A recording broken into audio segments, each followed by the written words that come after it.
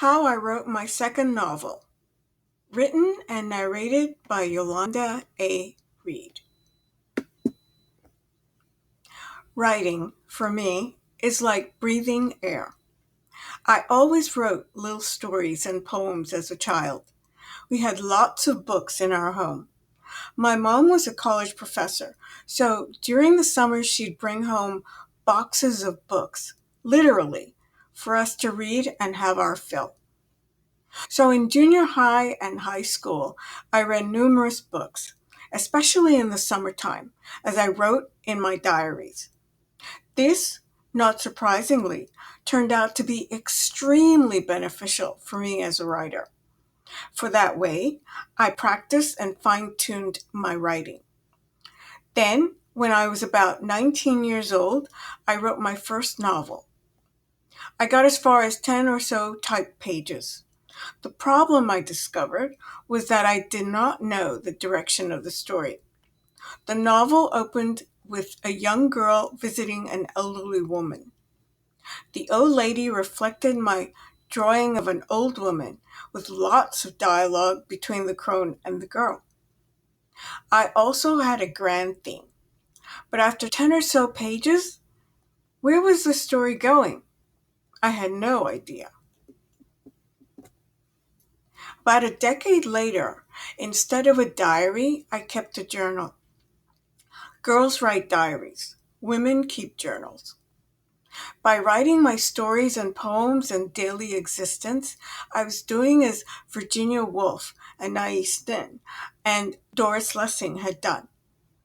I wrote down story ideas, novel ideas, synopses, chapters, essays, poems, and parts of novels.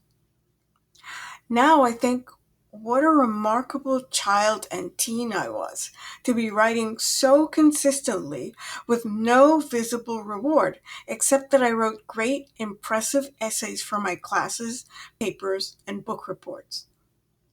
But at the time, writing was the norm for me, my air. It was my clandestine life. After I wrote my first novel, Porridge and Cuckoo, My Childhood, I began thinking of a larger, more ambitious story. At the time, I just finished reading Doris Lessing's The Golden Notebook, and, trying to emulate her, I had in mind a mixture of stories and folklore and family history. I also wanted to include historical information, as Isabel Allende, a writer I had read and admired, had embodied the history of Chile in some of her novels.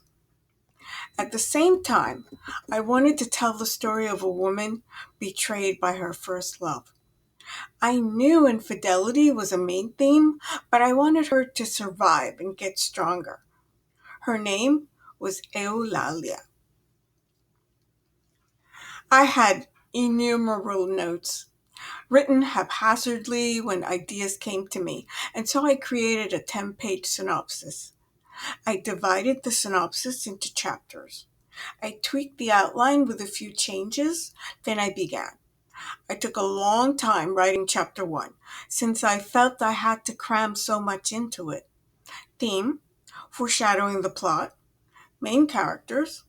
Also, I wanted to use gorgeous language, so I went over the first page countless times, and the entire chapter at least a dozen times, probably more, tinkering with each word, line by line.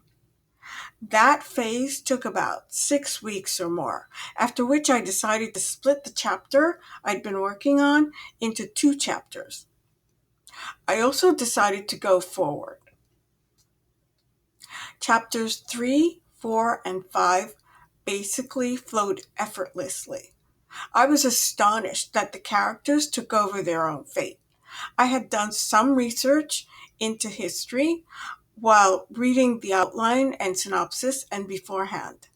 But since I love doing research, I had to stop myself and just begin writing and do the research intermittently as needed.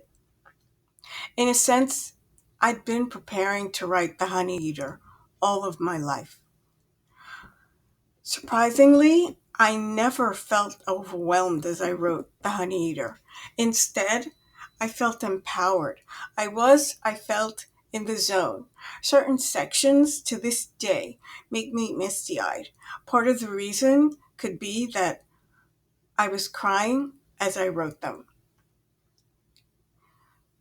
So The Honey Eater is very heartfelt. I loved writing it. I also love reading The Honey Eater and hope other readers will agree.